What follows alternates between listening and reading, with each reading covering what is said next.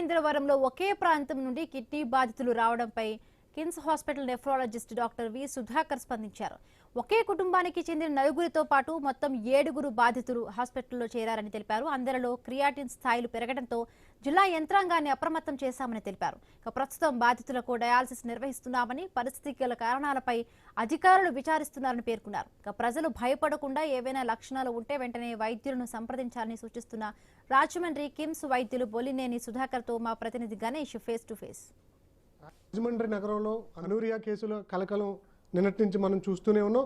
దీని మీద ప్రజల్లో అనేక అపోహలు కలుగుతున్నాయి. ఇప్పటికే రాష్ట్ర ప్రభుత్వం స్పందించడం, జిల్లా యంత్రాంగం మొత్తం కూడా ఎక్కడైతే ఈ కేసులు ప్రబలాయో వాటి మీద ఐడెంటిఫై చేసి వాటికి మెరుగైన వైద్యం అందించే ప్రయత్నం చేస్తున్నారు. అయితే ప్రస్తుతం బాధితులు కూడా బొల్లినేని ఆసుపత్రికి రావడం జరిగింది. అయితే ఇక్కడ వైద్యం సహాయం అందిస్తూ ఉన్నారు. ప్రస్తుతం మనతో పాటు దీని మీద మాట్లాడేందుకు డాక్టర్ వి సుధాకర్ నెఫ్రాలజిస్ట్ మనతో ఉన్నారు. సార్, ఇక్కడికి వచ్చేటువంటి బాధితుల్లో మీరు ఎలాంటి లక్షణాలు గుర్తిస్తున్నారు? అసలు అనూరియా కేసులు ఎందువల్ల మనకు ఏర్పడుతూ ఉంటాయి? సార్, ఎన్యూరియా అనేది first of all good afternoon అండి అందరికీ. మనకి ఇక్కడికి ఎందుకు వచ్చారు, ఎలా వచ్చారు స్టార్ట్ చేద్దాం. ఫస్ట్ నా దగ్గర ప్రస్తుతానికి 6 to 7 మెంబర్స్ ఉన్నారు పేషెంట్స్. ఎన్యూరియాని పక్కన పెడదాం. ఎన్యూరియా అంటే కిడ్నీ సరిగ్గా పనిచేయనప్పుడు యూరిన్ సరిగ్గా రాకపోవడం. ఎన్యూరియా అనేది సిమ్టమ్. సో ఆ కిడ్నీ అనేది ఎందుకు పనిచేయట్లేదు అనేది తెలుసుకోవాలి.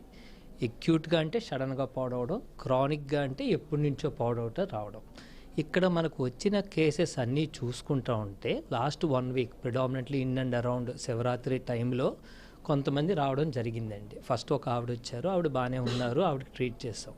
సడన్గా ఒక ఫ్యామిలీ నుంచి 4 మెంబర్స్ వచ్చేటప్పటికి మాకు అనుమానం వచ్చింది, ఎందుకు 4 మెంబర్స్ ఒకేసారి వేరే హాస్పిటల్ నుంచి ఇక్కడికి ట్రాన్స్ఫర్ అయ్యారని.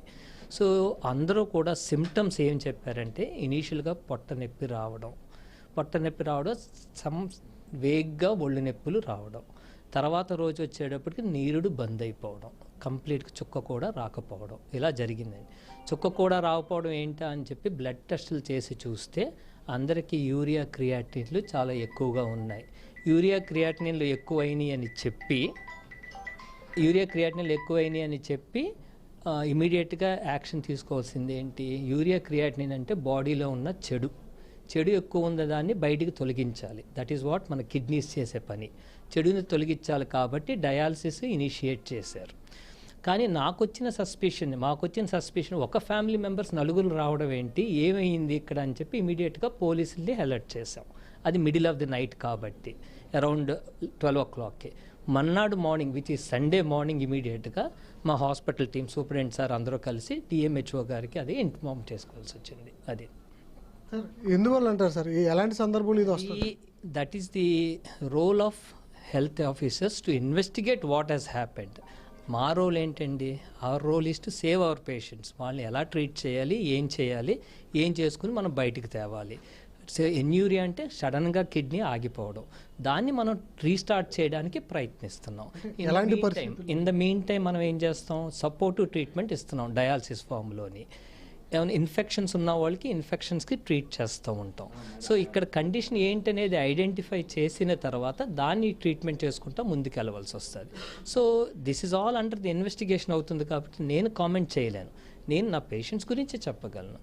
సో ప్రస్తుతానికైతే స్టెబుల్గానే ఉన్నారు, కానీ క్రిటికల్గా ఉన్నారు. 5 వరకు చనిపోయారు కదా సార్, ఇంకా మిగతా వాళ్ళు కూడా ట్రీట్మెంట్లో? రాంగ్ స్టేట్మెంట్ అండి. 5 వరకు చనిపోయేదని మీరు చెప్తున్నారు. నాకైతే నా హాస్పిటల్లో ఇప్పటికొచ్చి డెత్ జరగలే. ఓకే, మా దగ్గర 7 అంటే బయట గురించి నేను కామెంట్ చేయలేను. 7 పేషెంట్స్ ఉన్నారు, 3 క్రిటికల్గా వెంటిలేటర్ మీద ఉన్నారు, మిగతా 4 మామూలుగా ఉన్నారు. సో వాళ్ళకి డయాలసిస్ చేసి సపోర్టివ్ ట్రీట్మెంట్ ఇచ్చుకుంటూ ముందుకు వెళ్తున్నాం. మిగిలిన ఎలాంటి బాధితులు ఎవరున్నా ఒకవేళ మిమ్మల్ని కన్సల్ట్ అయితే ట్రీట్మెంట్ రైట్. ఎవరైనా అంటే ఇప్పుడు already health officers are taking necessary precautions which is excellent. So ఎవరికన్నా సిమ్టమ్స్ ఉంటే, పబ్లిక్గా ఎవరికైనా సిమ్టమ్స్ ఉంటే ముందు చెక్ చేసుకోవాల్సింది వెళ్ళి బ్లడ్ టెస్ట్ చేయించుకోమనండి. ఓకే, ప్యానిక్ అవ్వాల్సిన అవసరం లేదు. మనకంతా అవుతుంది ఏంటి, ఇప్పుడు ఇనీషియల్గా ఆ రోజు జరిగిన కంటామినేషన్ ఏమో అని అనుమానం, తర్వాత కొత్త కేసులు ఏమీ రాలేదు. ఆ రోజు జాయిన్ అయిన వాళ్ళే అందరూ కూడా. సో యాజ్ ఎ మీడియా కానీ, యాజ్ ఎ పబ్లిక్ కానీ, యాజ్ ఎ డాక్టర్స్ కానీ మనం చెప్పాల్సింది అంటే పబ్లిక్ని ప్యానిక్ అవ్వద్దునండి. ఫస్ట్ వాళ్ళు ఎవరికన్నా పొట్ట నొప్పి కానీ ఒళ్ళు నొప్పులు కానీ నీరుడు అవ్వట్లేదు అనుకోండి, ఇమీడియట్గా వెళ్ళి బ్లడ్ టెస్ట్ చేయించుకోమనండి. బ్లడ్ టెస్ట్లో ఏమైనా తేడా వచ్చిందనుకోండి, అప్పుడు మనం అలర్ట్ అవుదాం. అప్పుడు వచ్చి హెల్త్ ప్రొఫెషనల్స్ని కలవమనండి. దాన్ని ముందుకు తీసుకెళ్ళచ్చు. సో 1 ఆఫ్ ఎపిసోడ్ అయిన దాన్ని మొత్తం జనరల్గా చేసేసామంటే ప్యానిక్ అయిపోతారు. దిస్ సినారియోలో వీ షుడెంట్ ప్యానిక్. సార్ ఇప్పుడు డయాలిసిస్ వరకు వెళ్ళారు, వాళ్ళు సాధారణ లైఫ్ స్టైల్లోకి మళ్ళీ రాగలుగుతారు సార్? ఇది మనం వెళ్ళి గోల్ది చెప్పగలమమ్మా. ఎలాగా అవుతుంది, సడన్గా కిడ్నీ పాడైనప్పుడు రికవరీ వచ్చే ఛాన్సెస్ ఎక్కువ ఉంటాయి. 90% ఆఫ్ ద పీపుల్ రికవర్ అవుతారనే చెప్తాం ఇది సడన్గా కిడ్నీ పాడైనప్పుడు. సో కారణం ఆఫ్ దట్ పాడవడం అనేది తెలుసుకోవాలి కదా ఫస్ట్. సో రైట్ నో మనం దాని నుంచి hour aim is to save our patients and get them better. Thank you sir. మనం చూస్తున్నాం కదా, గడిచిన శివరాత్రి దగ్గర నుంచి ఇక్కడికి అనుమానాస్పదంగా ఒకే కుటుంబంలో 4గురికి డయాలిసిస్కి సంబంధించినటువంటి ట్రీట్మెంట్ కోసం ఇక్కడికి రావడంతో ఇక్కడ ఉన్నటువంటి వైద్యులకు అనుమానం రావడం జరిగింది. దీంతో వెంటనే పోలీసులను అలర్ట్ చేయడం, డిఎంఎన్హెచ్ఓని అలర్ట్ చేయడం, కలెక్టర్ని అలర్ట్ చేయడం, ఇలాంటి సందర్భంలో ఒక్కసారిగా రాష్ట్ర ప్రభుత్వాన్ని కూడా అలర్ట్ అవ్వాల్సినటువంటి పరిస్థితి ఏర్పడడం జరిగింది. ప్రస్తుతం జిల్లా యంత్రాంగం మొత్తం కూడా ఇక్కడి నుంచి ఏదైతే సూచనలు వెళ్ళడం జరిగిందో వెంటనే అలర్ట్ అయ్యారు. ఇప్పటికే మనం చూస్తున్నాం, ఏదైతే లాలా చెరువు ఈ పరిసర ప్రాంతాల్లో 14 బృందాల ద్వారా ప్రస్తుతం ఈ డోర్ టు డోర్ సర్వేలు జరుగుతున్నాయి. ఇంకెవరైనా బాధితులు ఉంటే వాళ్ళని ఐడెంటిఫై చేసి ఆసుపత్రికి తీసుకువచ్చి మెరుగైన వైద్యం అందించేందుకు సహాయ సదుపాయాలు అనేది అధికారులు చేస్తున్నారు. ప్రస్తుతానికి బొల్లినేనిలో మొత్తం 7గురు ఇక్కడ బాధితులు ఉంటే వారు 7గురు కూడా అంటే ట్రీట్మెంట్లోనే ఉన్నారు, ఎవరు చనిపోలేదు.